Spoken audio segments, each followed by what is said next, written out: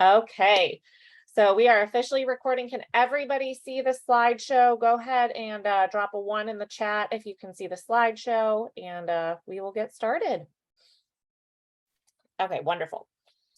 Okay, so today we are having a webinar called Understanding Your Child's IEP Progress. And this is really a guide for parents or guardians or caretakers of children with special education needs, usually preschool through high school. Is what this is going to apply to. So I want to have us go over what we're going to cover today. Amy and I are going to cover what IEP progress notes actually are, why they're important, the difference between IEP progress notes and other reports that you might get home throughout the school year, such as report cards and other data and scores and so on. We're going to talk about evaluating progress notes, how to evaluate them and what to be looking for, and then what to do when concerns arise with your child's progress notes. So before we get started, I want to introduce first my partner in crime, Amy Wall. Amy, I'm going to go ahead and pass it to you to share a little bit about yourself and your vast experience in advocacy. Sure. So I have a bachelor's degree in communication sciences and disorders, which is our fancy talk for speech therapy and audiology. And my master's degree is in early childhood special ed. So I came out of school and started teaching for Fairfax County Public Schools for 7 years, and then really felt the call to just kind of step out of the teaching role and start helping families figure out how to advocate for their kids. And so I have been doing this for 15 years now. I have 8 children of my own. 5 of them have special needs of varying things. And 2 of my kids are adopted from Ukraine. So I kind of have a hand in a lot of different specialty areas. And then in 2017, I went to William and Mary and received a certificate in special education law and advocacy. And I really enjoy working with families, trying to help figure out different ways to help kiddos be their best self. Wonderful. Thank you, Amy. And I am Samantha Thomas. I actually was basically explained advocacy by Amy. So she was one of the first advocates that I actually came in contact with. And it has been a privilege to learn from her. I am a licensed and certified speech language pathologist. I have had experience in hospitals, inpatient, outpatient, mostly with adults, as well as in the school setting. I have a strong background in language and learning disorders and some pretty decent experience in working with AAC, Augmentative Alternative Communication. I will be attending a training to get my certificate in special education law and advocacy in February. So I'm very excited about that. And I've been advocating now for about a year and a half, 2 years, and more regularly for the last year. And I also have children. I have 3 boys that keep me very busy. They're in elementary school. So again, thank you all for joining us. And we are ready to share some really great information with you.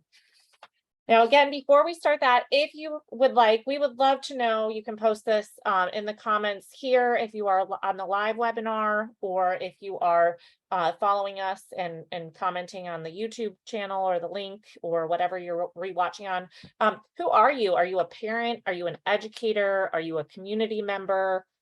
And why are you here? Okay, we want to know, why are you here? Are you here to learn more about special education? Are you here to set up your child for success? Are you here because you really need to get some help and this is a topic you needed help on? So again, would love for you to drop that in the chat as we move forward so we can learn a little bit more about you. Okay, so first up is Amy here with sharing about IEP progress notes. All right. So, as many of you probably know, IEPs are specific goals and in some cases, objectives, which are smaller goals that are written to help support a main goal. Um, they are written to help an IEP team help the student make progress academically. So each quarter in the state of Virginia, at least, some other states may be a little bit different. So if you're watching us from a different state, you might want to check into what your state quarter sections are like, or are they semesters? But in the state of Virginia, we operate on a quarter system. So every 9 weeks, the schools will issue parents a report card to show how the child is doing overall. And during that report card time, sorry,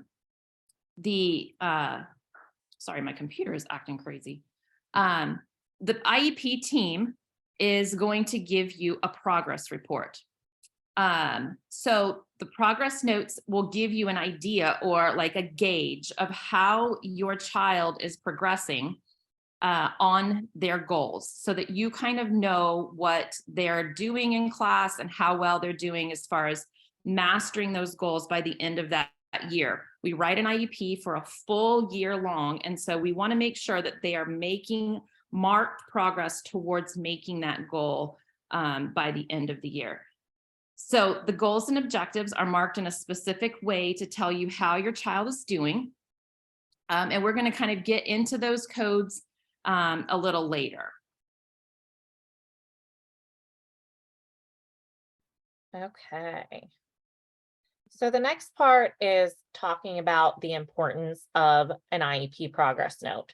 So I'm curious for people that are joining us live, or again, if you're watching the replay, what do you know about the importance of IEP progress notes? Are you somebody that reads them right away when they come home? Drop a 1 in the chat if you're somebody that reads them right away when they come home.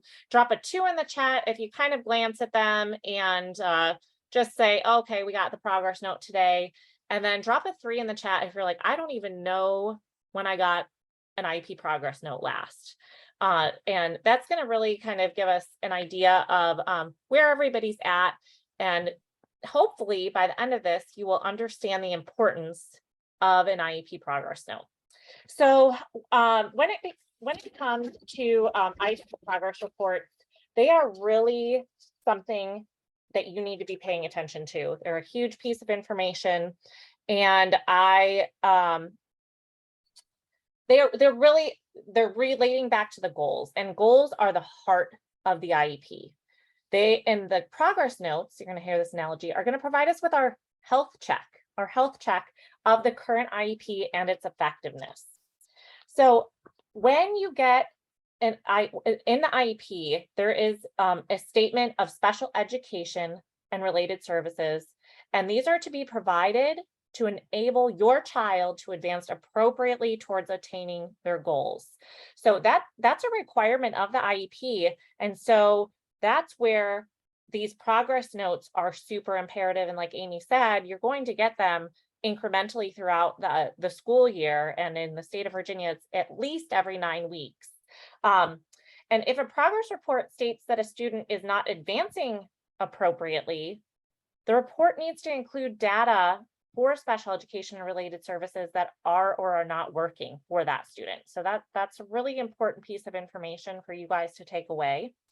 And really, if services and goals are appropriate, your child should be progressing on their IEP, and you should see that. So let's go ahead and go into what the difference is between the things that are coming home and IEP progress notes.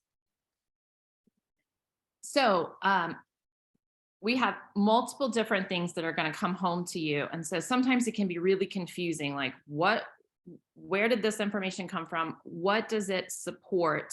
Is it my child's general education information that it supports? Is it my child's special education information that it supports? Or is it something that's completely different? So we're going to quickly just kind of highlight some different things that teachers and schools use to kind of mark the progress of a child. So report cards are typically given by the general education teacher or the teachers. If you've got a child in middle school, you're going to have, or high school, you're going to have multiple teachers. But it's a way of the teacher marking, tracking progress for the general education curriculum. The report card has absolutely nothing to do with the heart of your IEP. It is going to support how they're doing overall, but it has nothing to do with the goals and objectives of the IEP. So if you're using only the report card to mark your child's progress, you truly do not know how they're doing with their IEP goals. Assessment scores are used during an instructional day to determine how your child is doing, again, in the general education curriculum. That's not to say that special education teachers don't use them or that they can't be important in special education classrooms, but it is generally used to mark, again, general education curriculum. So we're talking about how they're doing in reading, how they're doing in writing, how they're doing in math, those core curriculum courses. Some of these scores are assessments that are off of different tests that you're going to hear things like DRA, that's a reading assessment, VGA, HMH is a reading assessment, PALS is a reading assessment. Then some of those also have math components to them as well. So a lot of times they're acronyms. Education is known for using acronyms galore. So if you ever don't understand what it is, please make sure you ask the teacher that you're working with or the case manager, or even general education teachers, because we teachers get so used to using that verbiage that we forget that parents don't often know what they actually mean or what they are. End of unit tests, they are also assessments or quizzes that are used in the classroom. So there are also certain assessments that are regularly given to children at certain grade levels to determine whether or not they qualify for such programs like the gifted program. I believe it's first grade when they begin doing gifted testing, and they do it incrementally through elementary school. And I do believe they test again in middle school. There's also, PSATs, SATs, ACTs, those sorts of things that they do in high school that are for college preparedness. All of that is assessment tools that they use. They've also started doing a vocational skills test in high school. That is great.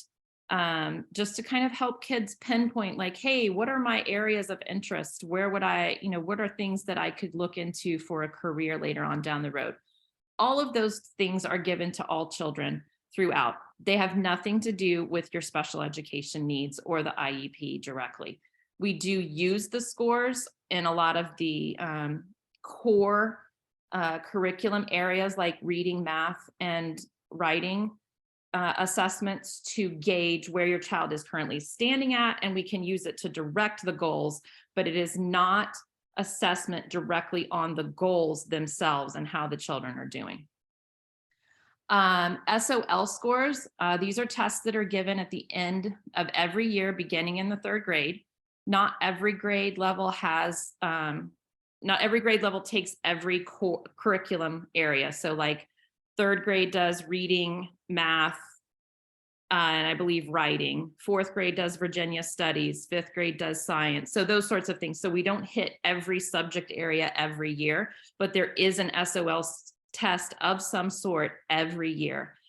It is important to note that SOL scores do not affect your child's progression forward from one grade to the next grade. They don't actually count for your child or against your child until they hit high school. Once you hit high school, the children must pass an SOL in order to graduate for each of the subject areas that are given in each subject. And we'll give another webinar kind of that has to do with those sort of stuff, or you're welcome to reach out to us and we can answer specific questions about SOLs later. But I just wanted to kind of let you know. Some children on an IEP are not on what we call an SOL track. So that means that maybe their learning style or their learning abilities are not going to necessarily hit or line up with abilities of typical children. And so we don't push them through the SOL. We don't test them. These might be kids that are nonverbal or that, have a lower IQ score and just aren't going to be able to meet those SOL requirements. And so those kids are usually on what we call the VAP, the VAAP track. Or they're also starting to use a new acronym called the VSOL. So it's VSOL. If your child is on one of those tracks, they still will be using SOL standards to guide your child through the education system, but they will be doing it at a much slower pace, using breaking down skills so that they can meet what they can meet within their abilities. And then they will use VSOL testing or VAP checks. They're basically checklists of things that your child is able to do in order to keep them going. Again, this does not directly affect or track your child's IEP goals. We can use them to write goals, but it doesn't directly affect them. And then there's teacher notes and observations. So these are used both in general education and special education to help you understand better what your child is doing in the classroom. Sometimes they're written out and documented where you can actually ask to see them. It might be a little blurb at the end of your child's report card or on the progress report where it's written out underneath the goal, what the teacher is seeing your child be able to do. This particular way to assess a child is important for you to pay attention to, because on your child's IEP, on the goal page where the goal is written, there should be a box that's checked off how the teacher is going to keep the data on how your child is progressing and making gains within that goal area. If teacher notes or observation is checked, the teacher is required to keep written documentation each time she or he goes to work on your child's goal. And then you are able to request to actually see that. And that was something that we will talk more about shortly.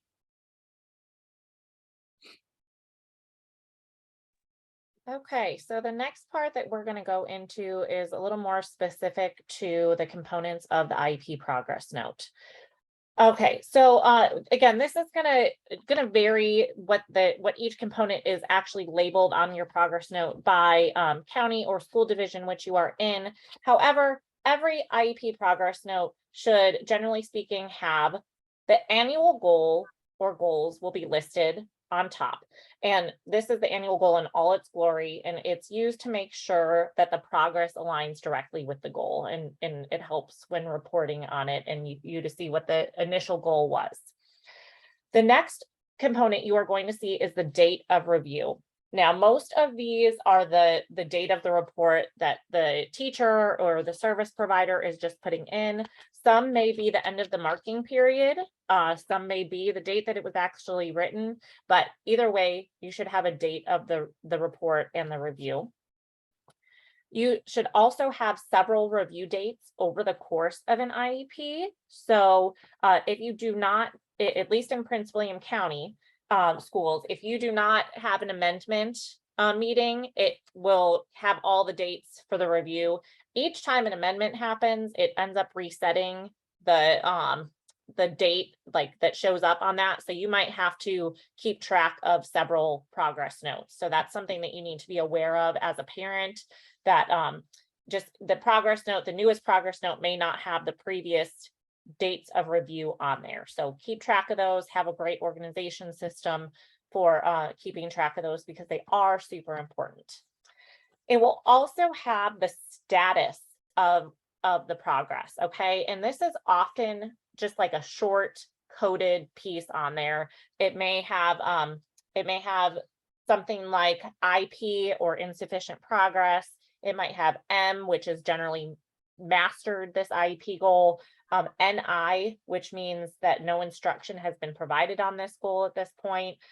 PH may be that progress may be hampered due to new circumstances, or SP would be sufficient progress is being made to achieve the goal within the duration of the IEP. So again, those are probably going to differ depending on where you are, but generally speaking, you're going to have a short status. And then finally, you should have a progress statement or comments section on there. And this is the most valuable piece of this progress note. Okay, this is what you need to pay attention to, and it's going to give you the most information.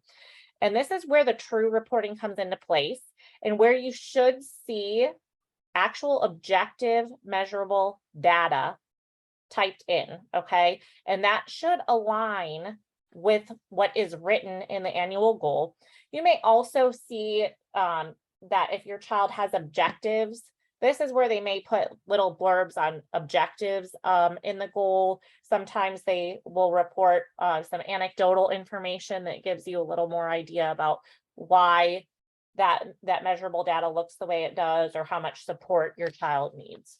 So those are the 4 components of the IEP progress note. And now I'm going to go into evaluating your IEP progress note. Okay, you guys get ready because this is the information that you are here for. So every single time your child's progress note comes home, it is your right as a parent to review that. And this is going to be a really great tool for you to advocate for your child moving forward.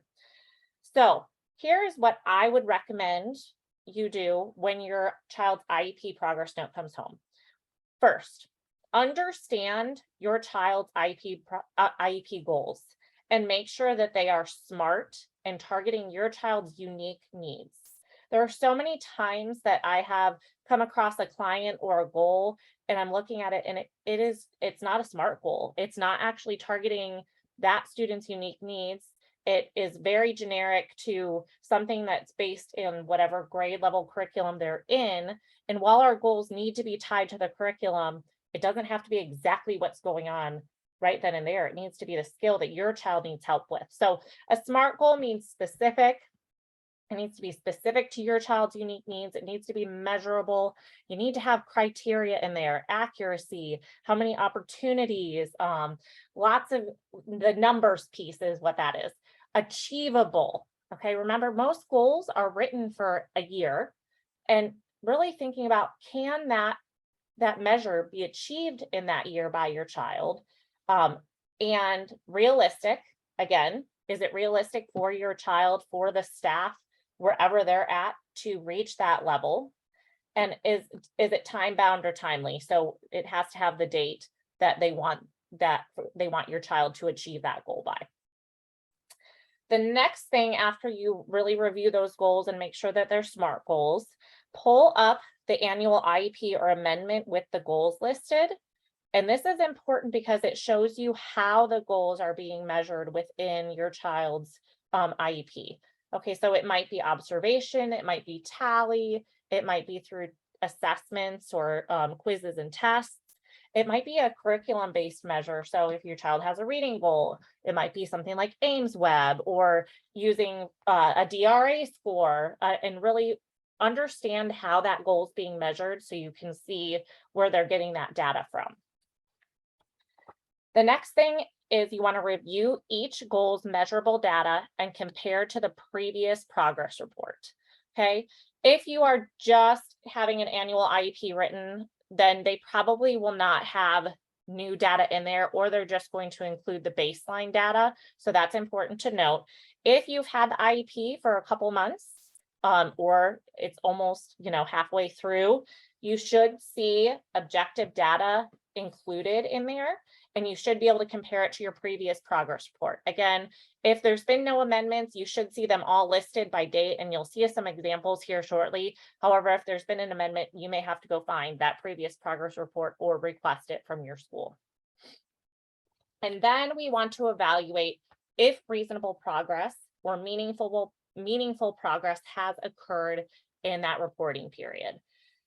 So how do we look at that? We want to look at how much improvement has occurred and is it reasonable for the time frame. Again, it's not going to go from 0 to 100 overnight. You're going to see or hope to see some incremental steps in progress.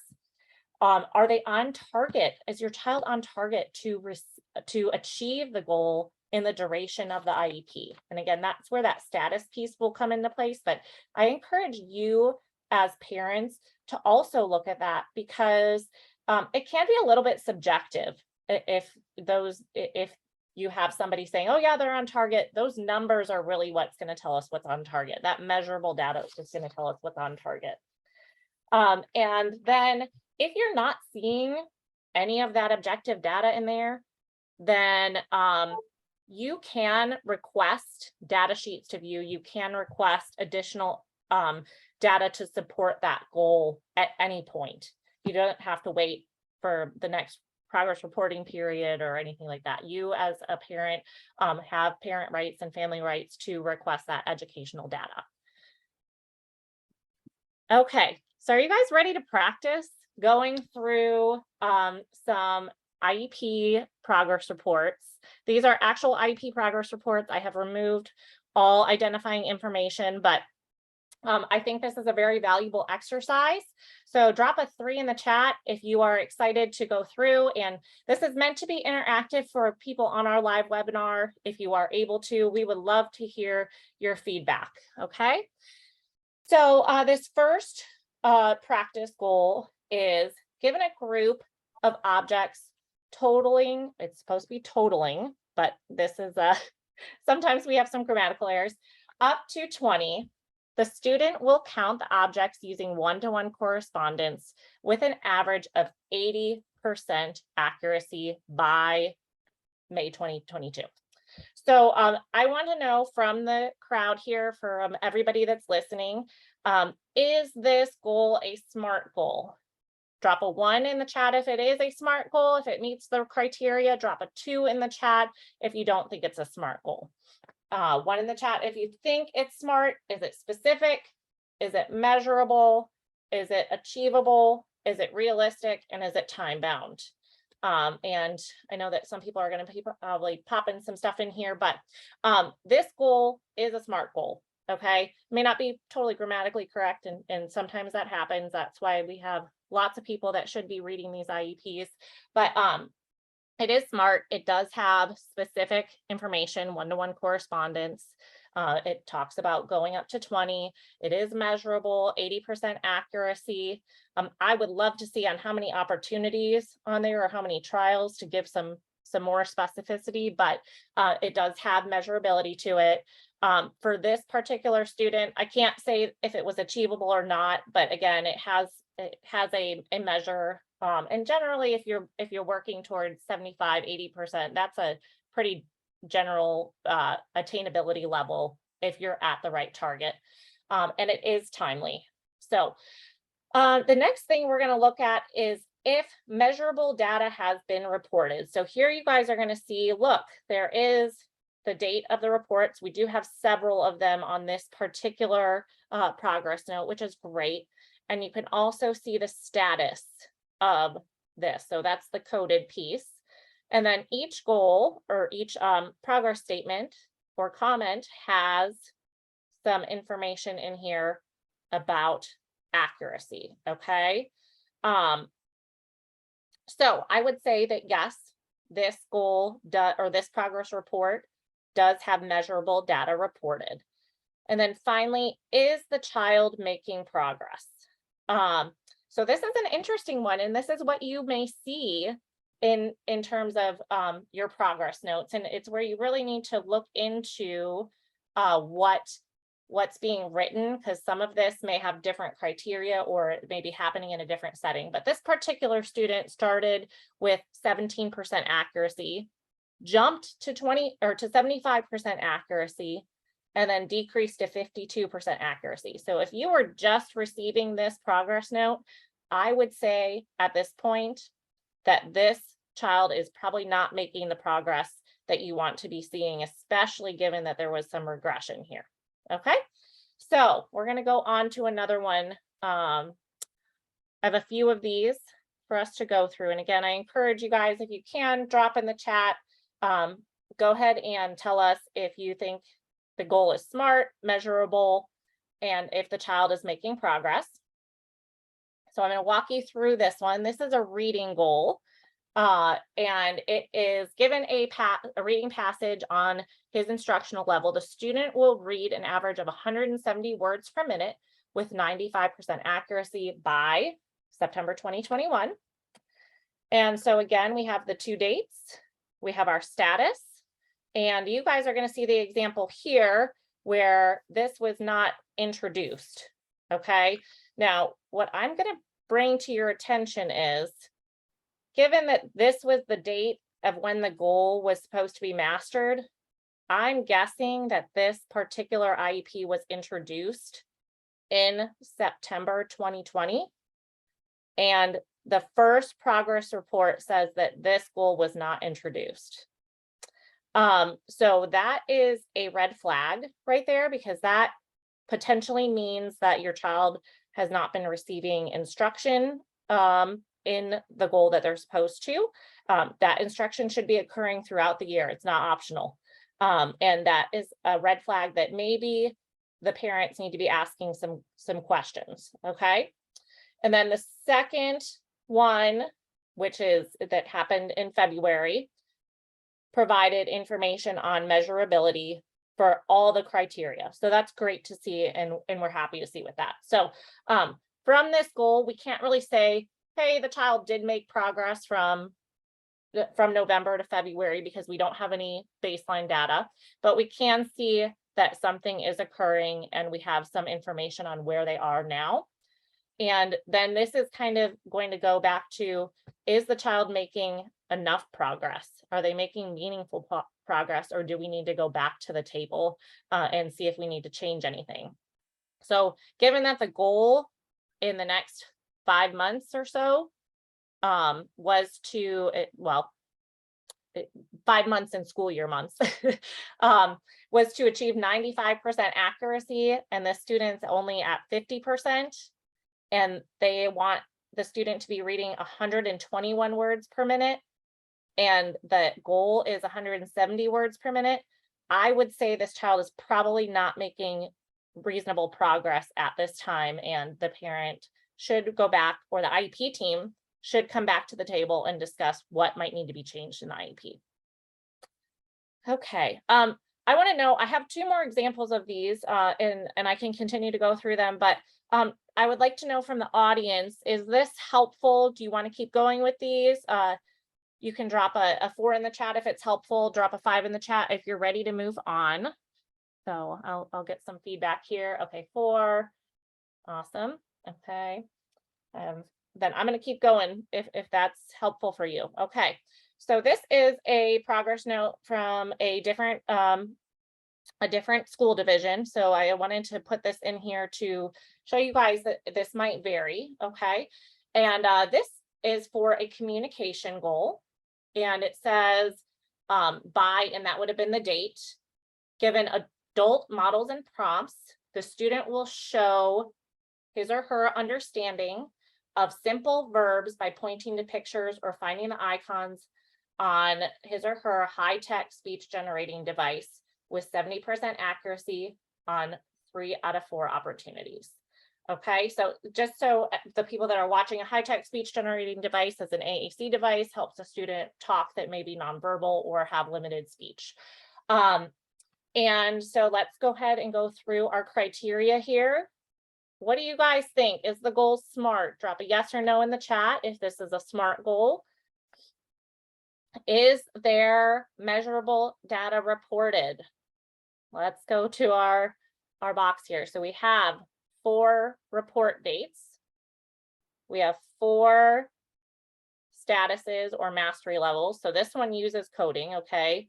The NI needs improvement or not instructed. The SP, sufficient progress, sufficient progress, sufficient progress. We don't have scores in this particular one, it's not relevant, but the notes, comments, or status section, that's blank. Okay, so do we have measurable data? Somebody said no, and you are correct. There is no measurable data in this school. Now, let me tell you, this does not mean that the school has not taken measurable data. Okay, and this would be a situation where I would encourage a parent to request the data and the service dates for that data. And again, Amy's going to go into how you can do that in a little bit, but and then you would say, is the child making progress? I would say no at this point. We have no indication that the child is making progress on this particular goal. Okay. And we have one last goal here, and this is a social skills goal. I tried to kind of vary it up because I know you all have students with unique needs and pieces like that, but this is given a frustrating transition or non-preferred activity, the student will utilize appropriate coping skills to express his or her needs and attend to the task with 100% accuracy by the end of the IEP. Okay, so we have our service dates here. Okay, we have our status, sufficient progress, sufficient progress, sufficient progress. So again, you can kind of evaluate that. We have, so right here, I want to go back to, do we have a SMART goal? I would say, let me ask you guys, do we have a SMART goal here? To the audience, do you think this is a SMART goal? I'm going to wait for somebody to post in the chat there, because this is a kind of a trick question. Okay, I don't see anyone posting. Well, for those of you who are watching, okay, we have a no in the chat. So those of you who are watching the replay, I would say no, this is not a SMART goal. And the reason being is, let's look at this measurable piece here. And I want to think back to everybody and just a typical child, a typical person. Does everybody always 100% use appropriate coping skills or stay on task? Do we, as people who may or may not have disabilities, as functioning adults, stay on task 100% of the time? So I would definitely encourage, yes, not realistic. This is not realistic. I would encourage the parent and the team to review this goal and really look at what is achievable and what is realistic for this student. Okay. So again, we'll go back to the progress monitoring here. We have in November, it was 90%, and then February 85, April 85, and then June 89. So while we do have a dip from 90 to 85%, I wouldn't say that's a huge red flag, a huge dip. There could be a few things going on. It could have been the data points that were taken. If you as a parent are curious why there was that 5% difference, you can get those data points and maybe find out what was going on at that time. And then we pop back up to 89%. So generally speaking, I mean, I would say that if the student is staying on task and using appropriate coping skills 89% of the time, they're doing pretty well.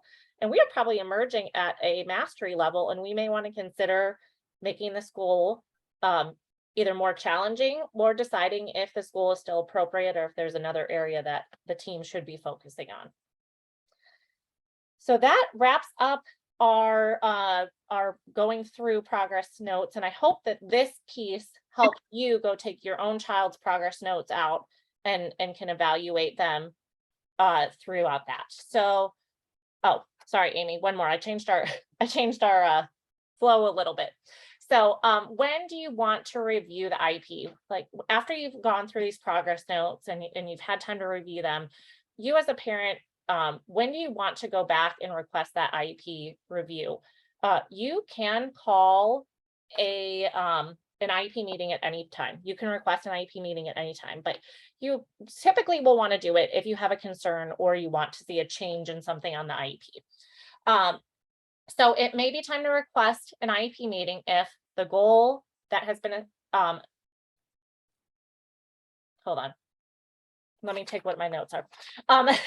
You may want to request an IEP meeting if the goal has been established and looks like it's being supported appropriately and it's reached mastery. Okay, they can propose a new IEP goal during that IEP year without having to restart the whole IEP. You may want to request an IEP meeting if there's no measurable progress that's been made after about 8 weeks or so. Okay, typically speaking, we say you need to give those interventions time to work. So 6 to 8 weeks is a good general rule of thumb if your child is receiving the correct support, and or if they haven't made measurable progress over several iterations of the progress note. So if you're not seeing progress month or really progress note after progress note, 2 progress notes in Prince William County or in the state of Virginia is 18 weeks. So that's quite a bit of time. You may want to request that meeting if goals are not appropriate.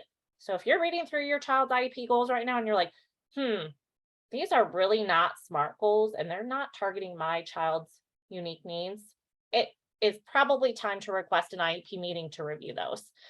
And then finally, I cannot tell you how many clients I have worked with that I review IEP progress notes and IEP goals over the years, and the goals have not changed at all.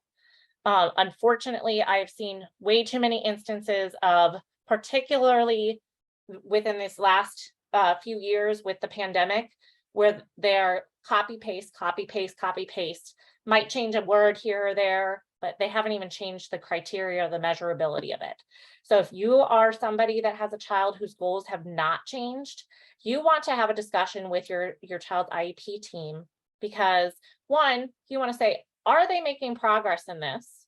And if not, what do we need to change to make this more achievable? What do we need to change in their program so they are making progress? And two, it might just be a case of you've had a lot of different teachers coming through and they don't know your child. They don't really know the skills that your child needs to work on. And maybe there needs to be a more assessment completed. So now I'm going to hand it over to Amy to talk about, after you review your IEP progress notes and you have concerns, what do you do now? Yes.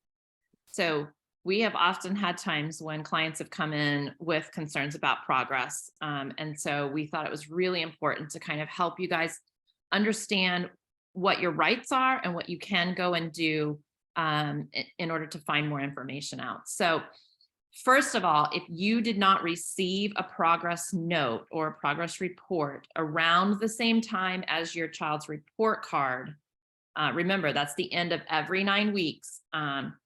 First of all, don't panic. It's out there. Since the introduction of like the online parent portals and different things, I think they call it Parent View in Prince William County. I think Stafford calls it something different. But whatever the parent portal, the online system is, many of the counties have started putting the progress reports online for you, which is fabulous because they also have the IEPs there. If you've got a child with a behavior intervention plan, those are there. So it's a great tool for you and for us because we no longer have to go chase down the paper copies because they're online for you. So search out your parent portal system. Try to find like, where does your child's report card get put? Maybe it's in that same area or in that general area. If you can't find it on the system, reach out to your child's case manager or one of the special ed teachers. If you've got a speech therapist on board, they usually would know.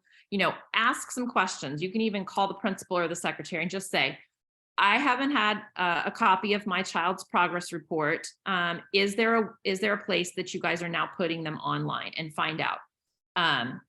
If you can't find it, or if nobody knows, email your child's case manager or special education teacher and just say, can you either drop a copy in the mail to me, put it in my child's backpack in a sealed envelope, or even PDF it and send it to me.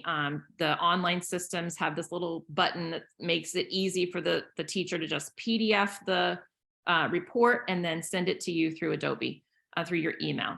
So always make sure you have a copy of it. I can't tell you how many of Sam and I's clients have come in and we've said, we need to see the progress report so we can see what kind of data they're making. And the parent goes, progress report? What are you talking about? I didn't know there was a progress report. So it is so vital that you have a copy of that at the end of every 9 weeks, and keep a copy of that somewhere, whether it's on the portal system, in a file somewhere, even print it out and put in a notebook. But keep that information because it is so important. Request data. Remember what Sam was talking about with SMART IEP goals. Teachers are required to keep data on all of those measurable parts of the goal. So if your child's IEP says that he or she is going to do this goal with 80% accuracy, then there should be some sort of tally marks or, information written out about each time the teacher has taken data on that particular goal. If it says 3 out of 4 opportunities, then you should have at least 4 snapshots of when the teacher has worked on that particular goal and how your child did on that goal. So ask to see that data. It is your right to see it. So you need to be looking at that and analyzing how they're doing it and what they're doing. So let's talk about your right for just a few minutes. The Family Education Rights and Privacy Act, or short is FERPA, F-E-R-P-A, gives you the right to have access to your children's educational record, the right to seek to have the record amended or changed, and the right to have some control over the disclosure of personally identified education from information from education. So if you feel you're not getting the answers that you need from the teacher, you have the right to make a formal request to see any and all educational data that your child has. That would include their special education file to make sure that their IEPs and their progress reports are in there. Make sure that the team is doing their job to keep up with information. It would include any parental concerns that you've provided in writing that should go into their educational file. It might include behavioral data. You need to know that sometimes behavioral data is not kept with the educational data. It is kept in a separate file called the behavioral file. So you might need to see that if you have a child who is having repeated behavior issues. You can also request to see any file that the teacher keeps on your child. That would be where all of his or her data is kept. And so you can request to see that teacher file. So the school, if you need to request a FERPA, you're going to write a formal letter that states, by the FERPA law, you are requesting to see all of the educational information on your child, and you're going to submit it to the principal of your school. The principal will then have to direct that information to whoever in the county is required to handle that. And then the school system has 45 days to provide you with access to that information. And by access, that means you can go into the school and get the files and physically go through it yourself. You can have those files copied, which usually comes at a fee. You can also go in and take pictures of information in that file or scan it. I have a portable scanner. And so oftentimes for my clients, I will go in and sit with them and we will scan in any documents that the parent doesn't have or that we feel are important for us to have. And then we just keep it on a thumb drive. You just need to work with your school system to determine what their policies are on the FERPA collection of data. And then go in and review. If the teacher is willing to work with you, I wouldn't always go as far as a FERPA right off the bat, but if you're getting some resistance or you feel like you just don't understand where the information is coming from, then it is perfectly within your rights to go in and see exactly what is in your child's file. And then also, if you have an upcoming IEP meeting before the 45-day marker, you have the right to request to have the data before that IEP. So let's say we have an IEP scheduled for next week, next Friday, and we make the request today. The school system should do everything in their power to try to get you access to the educational file before your IEP meeting, especially anything that's going to pertain to that IEP. Know that the 45 days is there in the county has to go through the file and make sure that there's no identifiable information on any other child. And so they would redact or black out any information that would identify another child, maybe in a behavior concern or anything like that. Honestly, it should already be done. There should be no other information about another child in your child's file, but they have to go through and make sure of that before they release that file to you. It's not about removing anything from your child's information. Okay, so if you have concerns about the progress that your child is making, communicate. You've got to get in and talk to your child's teachers, set up parent-teacher conferences, call an IEP meeting, call just a progress meeting with your child's teachers and maybe therapists that are involved, just so you guys can all sit down and talk about why is your child not making the progress that you feel they need to? Are there goals that need to be changed? Are there goals that need to be added? Or are there maybe some strategies that you need to put into place? If there's behavioral concerns, there's behavior plans. If there's medical concerns, there could be medical plans that need to be put into place. Or do you need to relook at their accommodations and what's going on in the classroom? Is there ways that the school can better accommodate your child? Ask for the data, like we said. Request the data. If you can't get it, then FERPA the data. Ask for observations if you think that would be helpful. In Prince William County, a parent can go in and observe their child.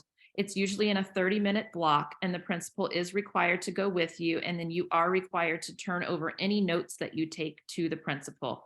That doesn't mean, I've had many clients who have gone out after the meeting and then sat in their car and just jotted down their thoughts and what they saw so they don't forget. So you can make the notes after you leave, but if you write anything down while you're in the observation, you're required to turn it over to the team. But observations often are helpful if it doesn't hinder your child in the classroom. Like if your child's going to become behaviorally upset or not act the same way, it might not be to your benefit to do an observation. So you have to kind of gauge that. On occasions, principals will try their best to try to hide you, put you behind a movable wall or behind a shelf or something like that where your kid can't see you. But that's often not something that is manageable in some classrooms. So just take into consideration what your child is doing, how they would feel about you being in the classroom and those sorts of things. In some of the surrounding counties, I know that Loudoun County will allow therapists or even advocates to go in and do observations. And so sometimes that is something that is beneficial because oftentimes I don't have a face-to-face relationship with a child. And so they don't know why I'm there. So we're getting actual real raw data.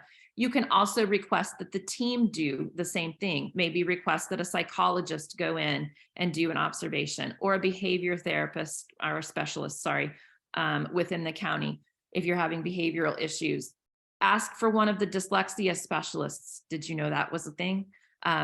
If you've got a kid who's struggling with reading, each county is required within the state of Virginia to now have a dyslexia specialist on staff. So ask for the dyslexia specialist to go in and do a reading session with your child and maybe take some additional data. There's always options to do observations. So just do that.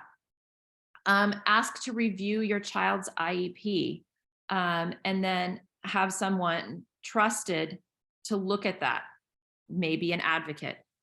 We often do a lot of IEP or progress report reviews, and we can sit down with you and say, this would be my concern as a professional or even as a parent. These would be the things that I would encourage you to look at. These would be the questions that I would encourage you to ask. We can do something as simple as that. We can even go in with you to meetings and ask questions with you so that you can also find maybe a friend who is a teacher or a parent. I've had multiple moms take their own moms in, just because it's always great to have another set of eyes in the room, another set of ears to pick up on what's going on. And some people even bring like their private specialists in to help them as well, or have them look at information. So put another pair of eyes on that document. Okay, thank you. And I know we have a question in the chat, and we will definitely get to that at the end, because I think that's really a relevant question. So just give us a minute and we'll finish that part. So okay, so the last part is we just wanted to go through some very quick things to remember on navigating advocacy as a parent. For more in-depth knowledge on becoming the best parent advocate that you can be, we are going to be presenting at the Circle of Arc conference. It will be called Parent Advocacy 101, and we'll be giving some of our best tips and the importance on you being an advocate. And then there will also be a parent advocate course launching in November, which will go way in depth on how you can do this. But things to remember: you are an equal member of the IEP team, and this was by design. Congress put this into the IDEA law by design. IEPs can be called at any time. Parents within the state of Virginia have the final say. Be proactive versus reactive. Don't wait till the end of the school year to say, my child didn't make progress this year. Start taking action when you see some concerns. But our biggest thing, Amy, if it's not in writing, it didn't happen. So you are your child's biggest advocate. So reading the documents and making sure discussions are reflected in the IEP are super important. And just like Amy said, communicate. And communicate via writing, put it in writing via your parent concerns, and get that to your school division. And then just, again, you don't have to do it alone. Remember, you are allowed to bring a friend, an outside provider, your own advocate, somebody to support you. I always say, don't IEP alone, because it's a lot. It's a lot. It's a whole new language. And there's other people out there that can help you and support you, even if it's just being by your side for that extra boost of confidence. Yeah. And just to tag on what Sam said about it not being, if it's not in writing, it doesn't happen. If you have a parent-teacher conference where you're face-to-face with your teacher, or you even just see her at the pickup line and you guys talk about an issue that your child is having, go back later that evening and recap that in an email to your teacher so that it is in writing. That way you guys have a written timeline when things have happened. We can't stress this enough. Exactly. So Amy, would you like to share some of our favorite resources? Sure. So one of our favorite books is written by Rights Law, which they have a website with a ton of information on it that you can get. That's they train parent advocates. But From Emotions to Advocacy is a wonderful book that helps you learn how to turn the worry and the concerns that you have for your child into how to advocate for your child. It is a wonderful book. The ARC has phenomenal resources. Reach out to Jan, reach out to any of her colleagues. There are things that they have at their site that they can give to you. They have people that they can share that can help you. And so reach out to them and use them.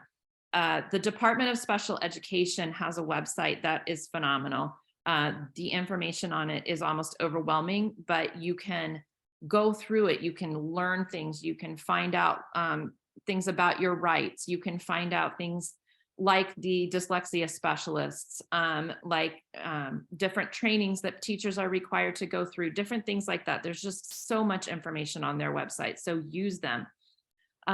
The state also offers a free ombudsman.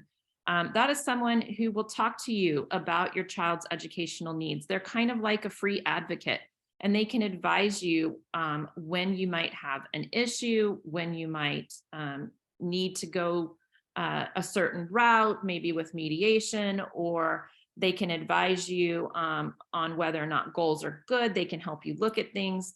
So you can tap into that resource, and they can help point you in the right direction and help you. And then there are also parent resource centers. Prince William County has one, Fairfax has one, Stafford has one. So tap into the resources there.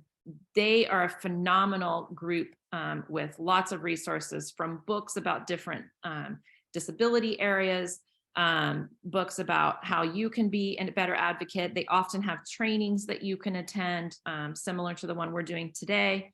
And just, they're a great resource. They also have personal relationships within the school system. So sometimes when you have difficulties, they might be able to say, oh, you should reach out to this particular person. I think they could help you. And this, especially when it comes to special education. So. Okay, and then I just wanted to share a little bit of information about how some opportunities that you might have to work with us. Amy and I offer a wide range of services to help parents navigate special education and really become an effective parent advocate. I always say that if we're doing our job, we're working ourselves out of a job, and you are your child's best advocate. And if we can support you with learning how to do that, that is our ultimate goal. So we do have consultation and advocacy services that we would be happy to share about. As I mentioned, I have a virtual on-demand course called Finding Your Voice that is going to be launching in November. That is going to be 6 modules going in depth. So if you're somebody that's like, I'm not quite sure that I need consultation or advocacy yet, but I want to learn more, that might be for you. And then we do offer webinars like this at no cost for organizations supporting students with special needs. So we love going out there. We love sharing information with the community, with parents, to get you on the right track. And so I did put a QR code here. We do have a little survey that if you would like to know more about our services and opportunities, you can complete that. But we also would love for you to complete it to just give us feedback on this webinar, because we are doing several webinars, and anything that we can do to improve our presentation for you all is key for us. And then obviously we have the Circle of Support conference coming up. And then you have ways that you can contact us. So if you are watching this, go ahead and take a screenshot of this page. Amy, myself, Amy and I work together very, very closely. So if you get to either of us, and we work kind of back and forth based on strengths of what cases we worked on, and you can connect with us on any of these. So that is pretty much concluding the presentation part of our webinar. Jan has already talked about the upcoming Circle of Support conference, but I know that was not recorded. So if you go to the website for the ARC Greater Prince William, and that is going to be www.arcgpw.org, you will be able to see where you can register for that online conference. So go ahead and check that out. That's coming up November 4th. And I'm going to go ahead and pretty much stop sharing my screen. November 5th. November 5th. Sorry, Yes, November it's a Saturday. 5th. It's a Saturday. Yeah. And it's free. It is free. It is free. Loads of information, training, resources for free. Is awesome. So many resources. Check it out. Okay, so now I know we still have some people on, and I'm going to keep recording because we've had some questions come up, and I think it could be valuable to people who are watching. So Amy, we had questions in the chat already, so I'm just going to read those, Sam, and we can start by answering those. Yeah, I can definitely take on the question regarding dyslexia. So the question was, my team recently advised me they didn't assess for dyslexia. How do we go about receiving support and accommodations for dyslexia? This is such an important question. Yeah, and honestly, this is a big question that we have been having, and really there is a huge really shift going on within the education system as to how this is addressed. So let me phrase this. The schools cannot diagnose dyslexia. Okay, so a diagnosis versus assessment are two different things. So most often the people on your school team are not credentialed to be able to provide a diagnosis. Now, there are some exceptions, speech language pathologists with very specific training in language and learning may have the expertise to diagnose dyslexia, but they probably won't actually do it within the school system. However, schools can assess for learning disabilities, and dyslexia in its right is a reading disability. It's a phonological disability, and the assessments in what that the school does, educational, psychological, processing, they are well within the scope of the school's practice to assess all of those areas to determine if your child has a reading disability consistent with dyslexia. Okay, so I will say that dyslexia is now within the learning disabilities criteria, like it states it in there. I believe many counties are shifting to not being afraid to use the word anymore, but there probably are still some teams that are a little hesitant. But I know Prince William County has done a phenomenal job at training and advocating for training for their professionals in the area of dyslexia and reading disability. So how do you go about receiving support for and accommodations for dyslexia? I would say definitely you need to start with requesting an evaluation to look at those things. Stafford County, okay, so Stafford County we are familiar with working with as well, and same criteria applies. This is not specific to Prince William.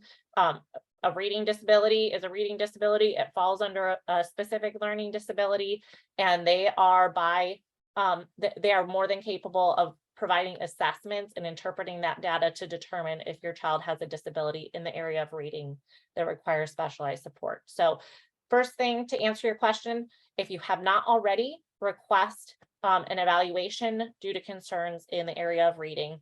You can ask specifically for reading assessments, phonological assessments. And again, if you need any support with that, Amy and I are happy to support, or you can certainly talk with your parent ombudsman with VDOE.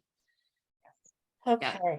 Just because they won't diagnose for dyslexia, like Sam was saying, it is a learning disability in reading. And so what they might say is there is a disability in reading, like they're going to use those very specific words. They're not going to say dyslexia unless you have a private evaluation evaluating your child as having dyslexia, but it still is the very, very much the same thing. So they can address it even if they won't diagnose it. Amy, can I add one thing to that now that I'm thinking on it? If you are somebody who you are thinking, yes, my child has dyslexia, they already are in special education for a learning disability, you may already have supports and instruction in place for dyslexia. And if you're concerned or you want to learn more about if they do or do not, you can ask things about what types of reading programs or interventions they're using and really kind of look at those basic reading skills to get that information to see if those actual supports are being used. Or you might be able to ask that the team is using a research-based intervention. So, okay, just want to plug that in. Okay, so the next question I'm going to, I think, put on to you, Amy, because you've been doing this a long time, and it's how do we establish connections with other families in my school since this information is protected by privacy laws and not shared by the school? We're trying to include our voices into the PTO, but it's difficult to connect. Yeah, so this is a really hard question and a really hard thing to do because like you said, there are privacy rules. The school is not allowed to say to you, oh, here's a list of kids that have IEPs. That being said, you can say to your teacher, I would like to connect with children in your class. Say your child attends a learning disabilities class for reading. You could say to that special education teacher, I would like to connect with other students in your class. If you have other parents who would like to do that as well, you know, and so the teacher could reach out to other parents within the classroom and just say, Is there anyone who would like to connect with other students, so that you can exchange for play dates or things like that, and go from a global, not just like, hey, I want to connect with other kids other families whose kids have disabilities, or other families whose kids have dyslexia. Don't be that specific. Just say, I know she's in class with certain kids and she would like to connect with them. I am giving you permission to share my information if there are other families in the same boat. They can do it that way. Other ways you can do it is when you do attend school functions, have your daughter or your son point out friends to you, and then go up and introduce yourself to the parents and get to know them that way. And then in getting to know them, then you start to share what your child's struggle is, and they start to share what their child's struggle is, and you kind of become close that way. It is very difficult to kind of do it by disability or by struggle area, because that is privacy laws. But I would just encourage you to get to know other families and start to share what your struggle is with them. Yeah, and I'm going to go ahead and add to that.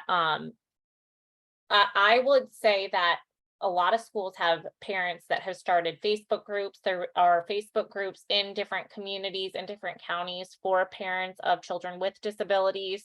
I don't know of any off the top of my head like that I can give you right here now. But I would do a search. I would talk with maybe the school and see if they have that, and put a post on your school's Facebook page or something like that, and say, I'm looking to connect with other parents who have students with disabilities and would love to do a play date, would love to do a coffee date, just talking about some of the things that we can do to support our children with special education needs. Social media is a powerful tool. It really is. Now, I know in Prince William, there's the PWC Autism Facebook group.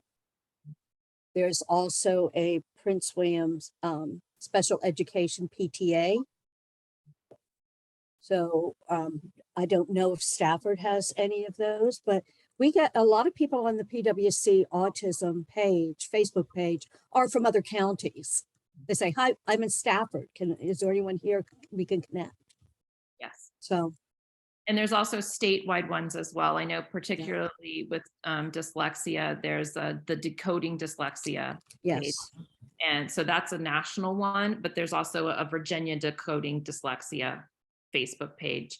And there's tons of resources that are shared between parents. The Down Syndrome Society also has several Facebook pages that are different chapters, national ones as well as state ones. And some counties even have them. There's Special Olympics pages out there. Like there's just, so if you know kind of what your disability or delay areas are, just go searching that on social media. You will find a wealth of information. You do have to be very careful what you read and what you go into, because there's lots of talk on those things, but there is also very great information that is shared there too. Great. So I do not see any additional questions in the chat. If you are still on and you are a participant that has anything, we will go ahead and stay here. I'm going to go ahead and stop the recording though. So thank you all for attending.